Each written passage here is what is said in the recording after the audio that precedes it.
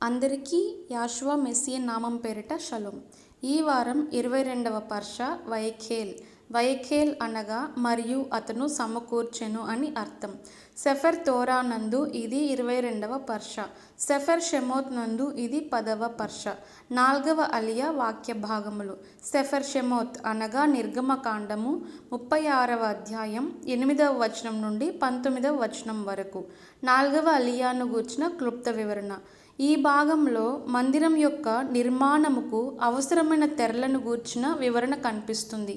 ఈ మందిరపు పని చేసిన వారిలో ప్రజ్ఞగల ప్రతివాడును మందిరమును 10 తెరలతో చేసెను. ప్రతి తెర పొడుగు 28 మూరలు, ప్రతి తెర వెడల్పు 4 మూరలు.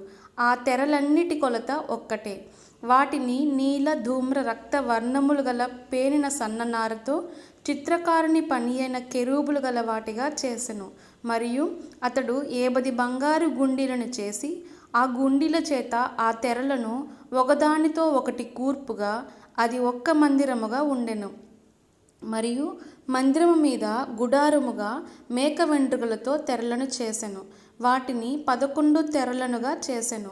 మరియు ఎర్రరంగు వేసిన పొట్టేళ్ల తోలతో గుడారము కొరకు కప్పును దానికి మీదుగా సముద్రవశ్యుల తోలతో పైకప్పును చేసెను.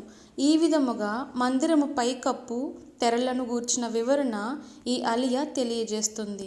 అందరికీ యాషువా మెస్సియ నామం పేరిట షలోం. లెహిత్రోత్.